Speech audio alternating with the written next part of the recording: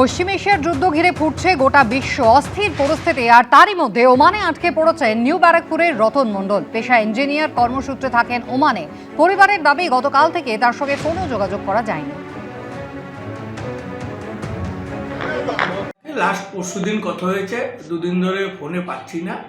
পরশুদিন বলেছিল গতদিন আসার কথা ছিল, টিকিট ক্যান্সেল হয়ে গেছে। বলছে দাদা কোনো নিশ্চয়তা নেই কবে আসতে পারবো না আসতে পারবো, কিছুই বলতে পারছি না। কালকের থেকে খুব টেনশনে আছি, ফোনেও পাচ্ছি না।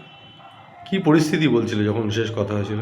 লাস্ট যখন পরশুদিন কথা হয়েছে, বলছে চতুর্দিকে বোম্বিং হচ্ছে, খুব আওয়াজ হচ্ছে, আমাদের ঘর থেকে বেরোতে বারণ করেছে। আমরা সবাই অফিস কাছারি বন্ধ দিই। ওখানকার একজন ইঞ্জিনিয়ার, ওর আন্ডারে প্রায় 450 ইঞ্জিনিয়ার আছে, তা সকলেই যে যার ঘরে বন্দি আছে। ও পরশুদিন আমাদের সাথে লাস্ট কথা হয়ে গেছে। বাড়ির সবাই চিন্তিত আছি যে ও এখন কী অবস্থায় আছে। আমাদের 1 তারিখ এসে দোলে উৎসব আমরা আনন্দ করবো, পুরুলিয়ায় যাবো, এরকম একটা প্রোগ্রাম ছিল, সবগুলোই ক্যান্সেল হয়ে গেল।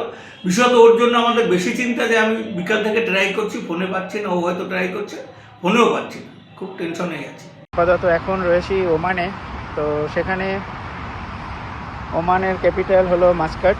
তো আমি মাস্কাট সিটিতেই আসি, এবং এখানের যে আপাতত যে পরিস্থিতি তৈরি হয়েছে, যে গালফ এয়ার স্পেস এবং স্ট্রাইক, এবং সেই কারণের জন্য বিভিন্ন দিকে গালফ কান্ট্রিগুলোর উপরে হামলা হচ্ছে। তবে ওখানে এখন পর্যন্ত সেরকম কোনো ঘটনা ঘটেনি। আপাতত দেখতেই পাচ্ছেন যে পিছনের দিকে সমস্ত গাড়ি, হাই রোড, সেগুলো খুব চলাচল করছে। স্বাভাবিক জীবনযাপন এখানে রয়েছে। এখানে এখনও আমাদের অফিস কাজকর্ম সেগুলো সবই চালু আছে, অথচ আমিও এই অফিসে যাব বলে বেরোলাম।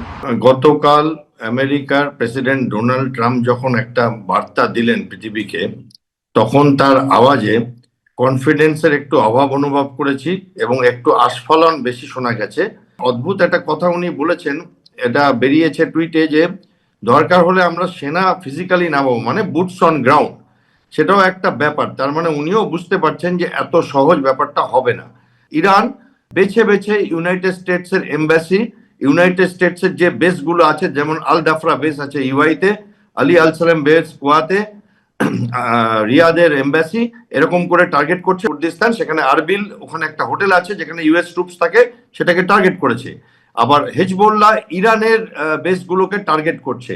যে আমরা আমাদের সব থেকে ন্যূনতম অস্ত্রগুলো এখন ব্যবহার করছি, যাতে ইরান, ইসরায়েল আর আমেরিকা তাদের দামি দামি অস্ত্র দিয়ে সেগুলো ধ্বংস করে। আমাদের ভালো অস্ত্র এখনো ব্যবহার করেনি। একদিক দিয়ে আমার এটা সত্যিও মনে হচ্ছে, কারণ ইরানের কাছে হাইপারসনিক হাতাফ 2 আছে, এমন মিসাইল আছে যেটা 2000 কিলোমিটারের বেশি রেডিয়াস, সেগুলোকে কিন্তু আমরা ততটা ব্যবহার হতে দেখছি না।